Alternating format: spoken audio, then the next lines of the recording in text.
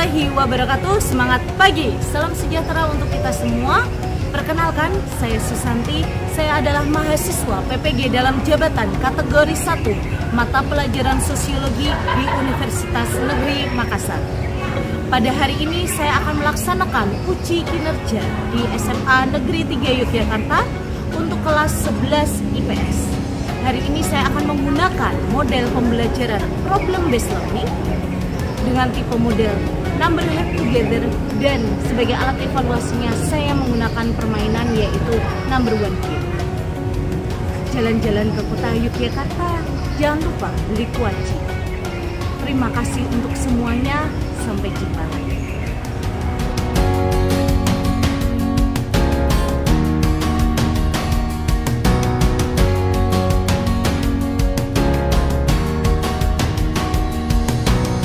Assalamualaikum warahmatullahi wabarakatuh.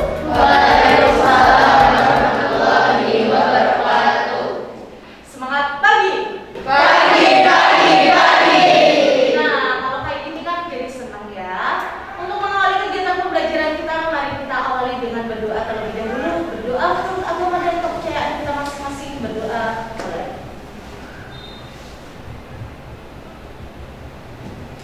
Cukup, terima kasih. Untuk hari ini siapa yang tidak masuk? Banyak ya. Namel, Sarah, izin mengurus paspor ya tadi. Sama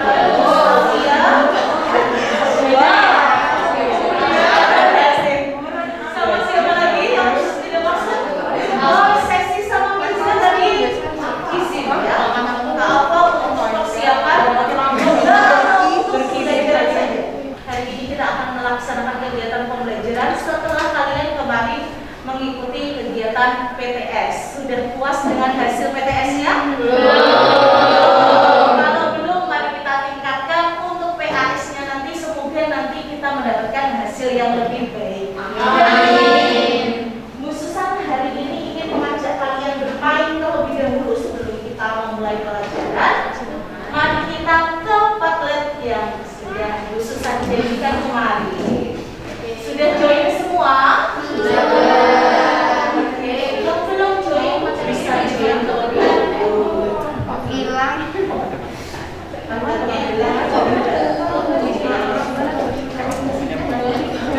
Silakan nanti boleh berkomentar. Kalian hanya cukup menjawab benar dan salah. Tidak boleh meninggalkan komentar lain selain benar dan salah. Oke? Baik, Bu. Oke, mari kita cek kegiatan hari ini. Benar atau salah, kemiskinan di Indonesia sejak tahun 2018 menurut data BPS mengalami penurunan. Bukan ya.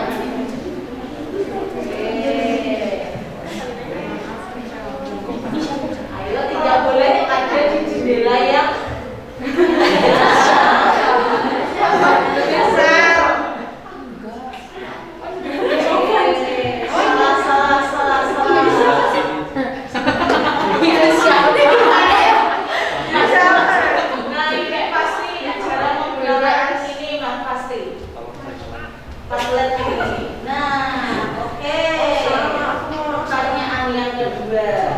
sampai 25 anak yang menjawab berani ya.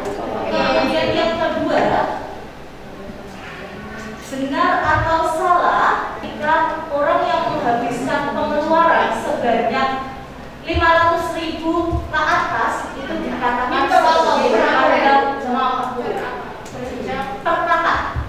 Per hari atau maksudnya? Per hari, per bulan.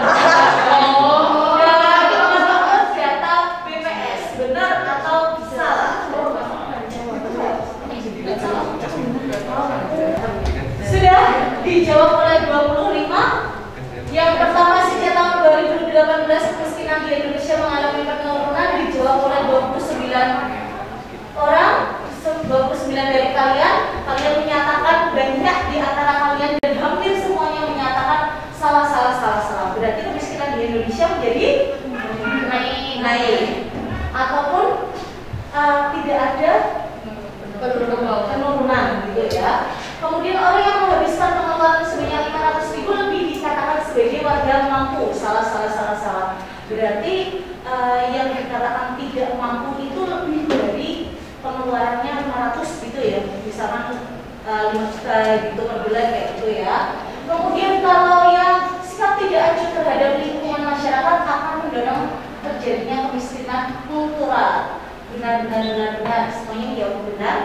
Kemudian dia memiliki rumah layak huni dan sepeda motor untuk bekerja, namun dia dianggap sebagai warga yang miskin oleh orang-orang yang tinggal di daerahnya yang semuanya memiliki mobil dan rumah mewah. Benar, salah. Ada yang menjawab benar dan salah. Kira-kira jawabannya yang mana? Benar, salah. Masih bingung kan? Nah, makanya hari ini kita akan mempelajari materi ini. Kira-kira berarti kita akan mempelajari apa? Kemiskinan. Betul sekali, kita hari ini akan mempelajari tentang kemiskinan. Kemiskinan yang ada di Indonesia, kemiskinan yang ada di belahan dunia manapun akan kita pelajari pada hari ini, karena itu akan menjadi masalah bagi suatu negara ataupun masyarakat kita. Nah, tujuan dari pembelajaran hari ini adalah harapannya setelah kalian nanti akan mengetahui konsep tentang kemiskinan, kalian bisa menawarkan sebuah solusi untuk memperbaiki negeri ini, memperbaiki masyarakat ini, sehingga nantinya generasi yang akan datang tidak lagi merasakan sebuah kemiskinan di masyarakat. Seperti itu ya. Dan untuk mengetahui jawaban dari Padlet ini, Bu Susan menyiapkan sebuah video yang kalian dapat temukan jawaban di dalamnya. Mari kita lihat videonya terlebih dahulu.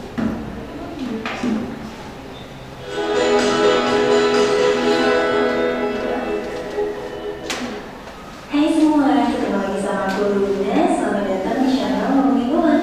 Di video kali ini aku mau bahas satu hal yang erat banget sama dunia ekonomi Indonesia, yaitu tentang kemiskinan. Kalau ngomongin tentang kemiskinan di Indonesia, kira-kira apa sih yang terlintas di benak kamu? Mungkin kamu kepikiran, wah di Indonesia masih banyak banget orang yang hidup dalam kemiskinan.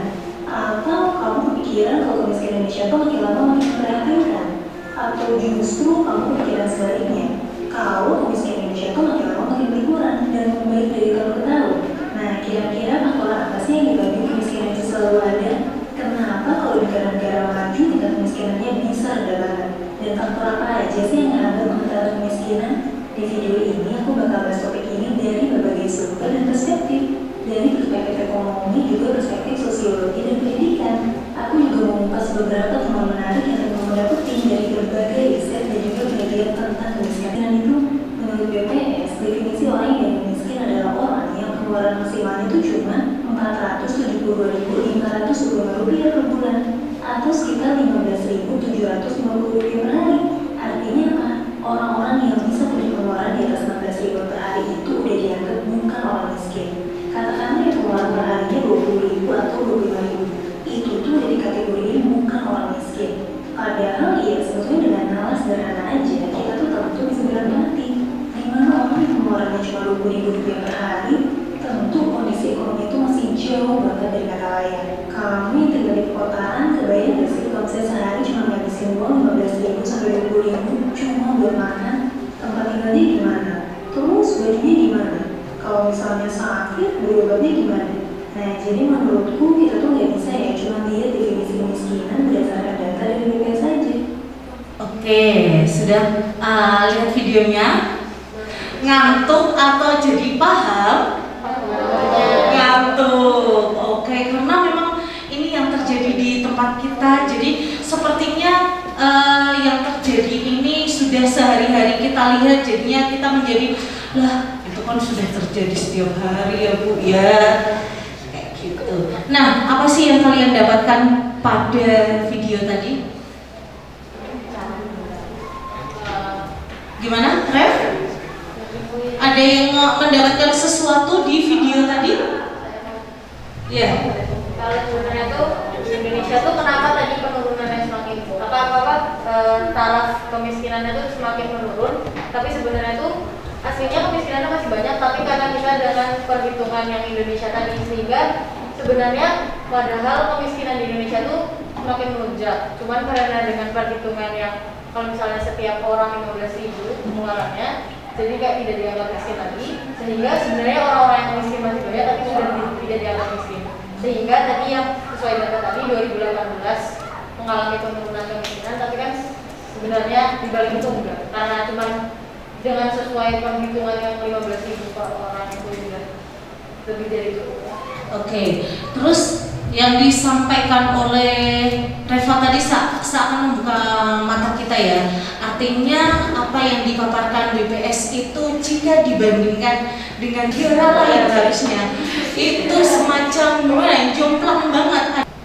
Ada yang mau menyatakan sesuatu? Mungkin seperti dijawab, mungkin seperti tadi yang dibilang dari video tersebut, bahwa aksesibilitas ini buat orang kaya dan orang miskin itu berbeda.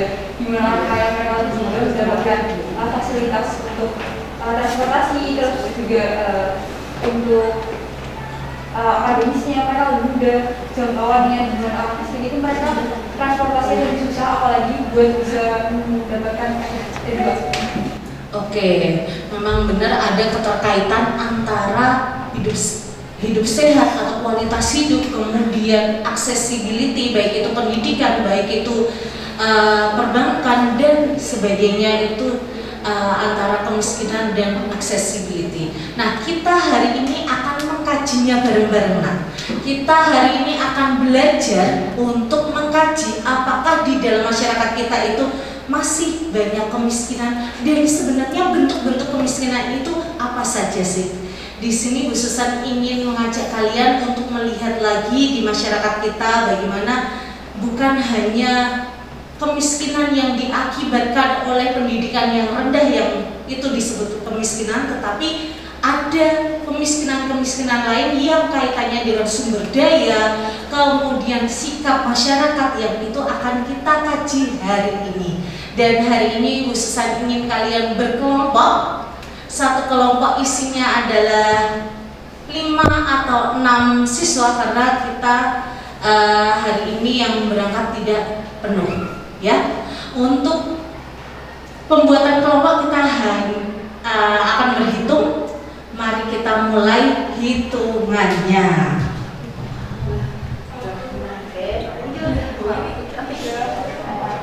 Kemudian lanjut sampai 6 ya. 5 lebih keras 2, kemudian oke.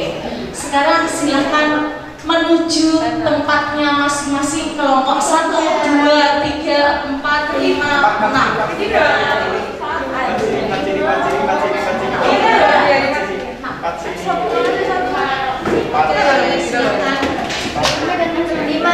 Sudah berada dengan kelompoknya masing-masing?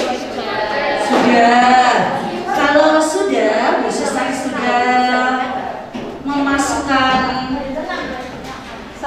tugas yang bisa kalian kerjakan di Google Classroom. Silahkan kalian download dulu, kemudian kalian bisa mengeditnya, membuatnya di dalam Google Doc. Nah, dokumen yang Bu Susan cantumkan di dalam situ adalah dalam bentuk Microsoft Word. Nanti hasil yang akan kalian buat itu bukan dalam bentuk Word tapi dalam bentuk infografis. Ya, jadi misalnya kalian mendapatkan kemiskinan kultural, maka judulnya adalah kemiskinan kultural di dalam infografis tersebut. Kemudian hal-hal yang berhubungan dengan kemiskinan kultural itu kalian cantumkan di infografis tersebut. Jadi LKPD yang ada di Google Classroom itu sebagai acuan untuk mengerjakannya, sedangkan jawabannya dalam bentuk infografis. Ada yang mau bertanya? Sudah cukup? Oke, silahkan mulai diskusi ya. Kemudian sembari kalian berdiskusi, Bu Susan memiliki nomor. Nanti masing-masing dari kalian akan Bu Susan berikan sebuah nomor ya. Nomor ini nanti akan Bu Susan pilih salah satu dari kalian untuk mewakili kelompok kalian. Bu Susan akan memilihnya acak. Jadi pastikan kelompok kalian itu dapat menjelaskan infografis yang kalian buat. Seperti itu. Terima kasih untuk waktunya 20 menit cukup ya. Oke, selamat mengerjakan. Langsung didengarkan atau menulis atau apa? Diingat aja nggak apa-apa biar Susan tahu kalian nomor berapa. Oh, linknya. Linknya ya kita ya.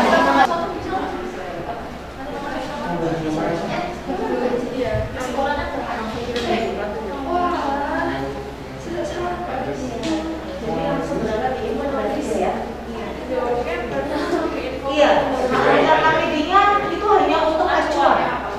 Kalian berangkatnya di infografis. Kayak jawabannya tuh di infografis.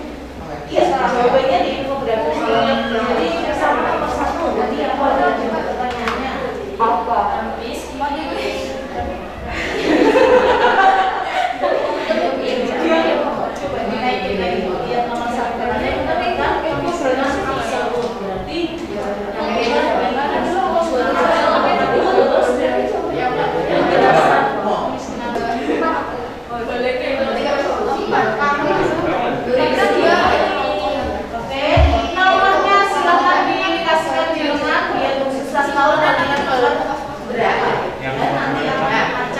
Ada temennya relatif. Apa yang penting tuh mereka tuh tidak usah membahas kemiskinan yang comfort zone. Iya.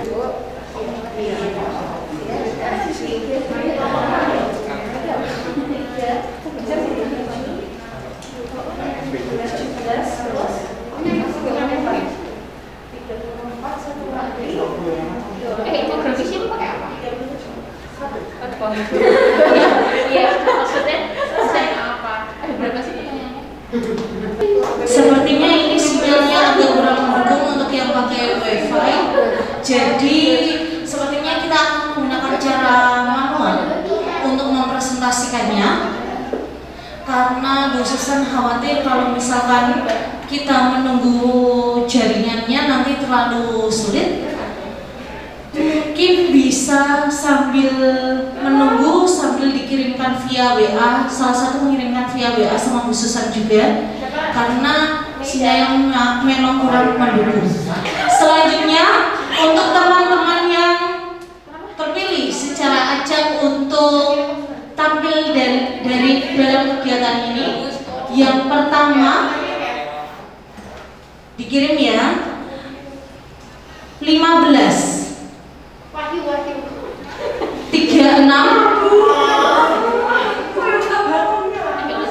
dari kelompok 1 untuk presentasi diberi waktu 3 menit masing-masing kelompok ya. Perkenalkan, saya Aurelia Kesia Obreta, biasa dipanggil Kesia dari presensi 12, akan presentasikan dari kelompok 1 tentang kemiskinan absolut. Nah, apa sih kemiskinan absolut itu? Kemiskinan absolut mengacu pada suatu standar yang konsisten, tidak terpengaruh oleh waktu dan tempat atau negara. Seseorang termasuk golongan miskin absolut apabila hasil pendapatannya berada di bawah garis kemiskinan. Ada pepatah tak kenal maka tak sayang. Jadi perkenalkan, nama saya Johan Budianto, biasa dipanggil Johan, mewakili kelompok 2. Jadi hari ini kita mau menjelaskan tentang kemiskinan relatif. Sebelumnya, apa sih kemiskinan relatif? Kemiskinan relatif adalah kemiskinan yang diakibatkan oleh kebijakan pembangunan yang belum merata, sehingga belum dapat menjangkau seluruh masyarakat. Oleh sebab itu, di daerah ada penduduknya yang memiliki ketimpangan pendapatan. Kemiskinan relatif juga bisa diartikan sebagai kemiskinan yang berasal dari perbandingan antara penduduk dan lingkungannya. Dari kemiskinan relatif dapat terbentuk stigma bahwa personal A relatif lebih miskin dibandingkan personal B karena personal B pendapatannya lebih tinggi. Penyebab kemiskinan relatif sendiri itu adalah kemiskinan relatif merupakan bentuk kemiskinan yang disebabkan oleh keadaan lingkungan tempat keluarga tersebut tinggal. Assalamualaikum warahmatullahi wabarakatuh. Shalom, Om Swastiastu, Namo Buddhaya, salam kebajikan. Saya Gisela Desi Masya Putri mewakili teman-teman saya kelompok 3 yang mempresentasikan hasil diskusi kami mengenai kemiskinan kultural. Penyebab kemiskinan kultural oleh Oscar Lewis menyatakan kemiskinan kultural muncul sebagai akibat adanya nilai-nilai atau kebudayaan yang dianut oleh orang-orang miskin, yakni malas, mudah menyerah pada nasib, kurang memiliki etos kerja dan sebagainya, seperti yang tadi kita lihat dalam video. Oke, assalamualaikum warahmatullahi wabarakatuh. Selamat siang bususan yang saya hormati dan teman-teman yang saya cintai. Hari ini saya akan mempresentasikan hasil diskusi kelompok kami, yaitu tentang kemiskinan struktural. Lalu dampak dari kemiskinan struktural ini sendiri adalah kegagalan persebaran distribusi akan menyebabkan ketimpangan, memicu munculnya kelas-kelas sosial, lalu ada kesulitan memenuhi kebutuhan pokok, serta tidak berdaya mengejar standar tolak ukur kualitas sumber daya manusia atau SDM, seperti tingkat pendidikan dan kesehatan. Lalu ada meningkatnya kasus KDRT di lingkungan tersebut. Assalamualaikum warahmatullahi wabarakatuh. Perkenalkan, saya Hanifah Mujadinara, presentasi 14. Di sini akan mewakili teman-teman saya dari kelompok 5 untuk mempresentasikan hasil diskusi kami. Jadi di sini kita membahas mengangkat tema kemiskinan relatif. Solusi yang bisa kita berikan itu yang pertama adalah memberi akses kepada setiap masyarakat untuk memanfaatkan fasilitas sosial yang ada, kemudian memberi kesempatan yang sama kepada seluruh masyarakat untuk mengembangkan dan meningkatkan perekonomiannya, kemudian memberikan pemerataan pendapatan kepada masyarakat. Oke, assalamualaikum warahmatullahi wabarakatuh. Selamat siang teman-teman dan bususan. Jadi saya Tia dari perwakilan kelompok 6. Hari ini akan membahas tentang kemiskinan natural. Nah, solusinya apa sih dari kemiskinan natural ini? Yang pertama, adanya kesadaran dalam diri untuk bisa keluar dari keadaan tersebut. Dan yang kedua, pemerintah harus turun tangan untuk membantu mengatasi permasalahan tersebut, seperti memberikan akses yang layak. Nah, yang terakhir, kesimpulan dari kelompok kami, kemiskinan natural itu merupakan suatu kondisi kemiskinan yang telah terjadi secara kronis dan turun-temurun. Solusinya dilakukan berasal dari faktor dalam diri dan faktor luar seperti bantuan dari pemerintah. Terima kasih, sekian dari saya dan teman-teman. Terima kasih untuk seluruh kelompok. Nah, ada yang ingin bertanya terlebih dahulu untuk kelompok yang tadi tampil atau perwakilan? Ternyata semua teman-teman yang tadi tampil mampu menyelesaikan ataupun menampilkan hasilnya dengan baik. Artinya kalian juga telah bususan yakin semua dari teman-teman anggota kelompok kalian juga mampu menampilkan penampilan yang luar biasa seperti teman-teman kalian yang ada di depan. Nah, karena teman-teman sudah ada di kursinya masing-masing, bususan mau tanya siapa yang masih kebingungan terkait dengan kemiskinan-kemiskinan? Sudah bisa membedakan kemiskinan natural, absolut, relatif dan sebagainya belum? Oke, coba kita cek. 28. Oke, kemiskinan absolut kelompoknya siapa? Absolut kelompoknya anak. Oke, betul ya kelompoknya anak ya. Cek lagi. 2. Nomor 2 mana? Hari ini hokimu ya. Kalau kemiskinan absolut apa? Kemiskinan absolut itu kayak orang yang masuk ke dalam kategori itu orang yang dia nggak bisa mencukupi kehidupannya karena pendapatannya tuh di bawah kayak garis kemiskinan minimal gitu. Oke, sudah cocok. Oke, sekarang Bu Susan ingin biar tidak hanya Ayah yang menjawab, tidak hanya Kesha, tidak hanya Ana, atau tidak hanya beberapa yang menjawab. Mari kita adakan evaluasi untuk mengecek kemampuan kalian memahami teman-teman yang kalian presentasi tadi ya. Oke, Bu Susan ulangi aturannya saja, ulangi aturannya. Jadi ketika kalian menampilkan, kalian tidak usah berdiri aja, kalian kasih sini aja di atas kepala kalian. Nanti yang salah berdiri. Misalkan jawabannya benar, berarti yang salah berdiri. Paham? Oke.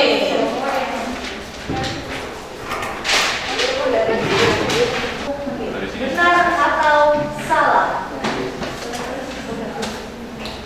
Ketika Bu Susan bilang ya, berarti harus diangkat semua. Ya, bentar dulu. Berdiri nggak sih? Berdiri nggak? Oke, harus. Ya, silakan diangkat. Ayo Kesha.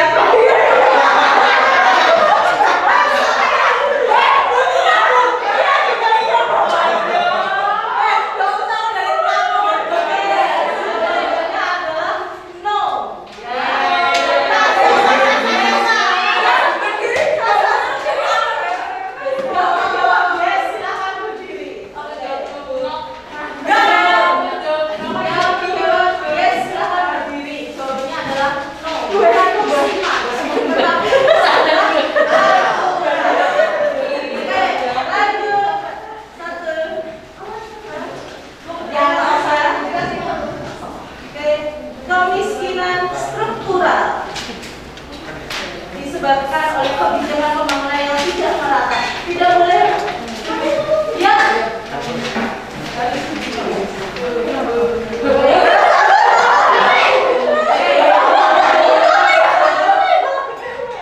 Oke, 1, 2, 3, yes atau no? Yes. Oke, jawabannya yes. Oke. Satu lagi.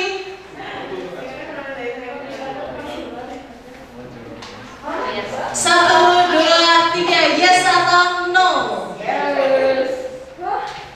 Oke, jawabannya adalah yes. Meningkatkan. Silahkan yang ini di pinggir.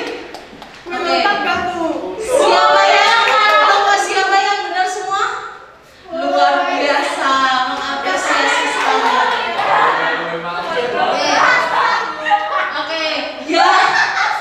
Yang tidak ada penghuninya kelompoknya siapa?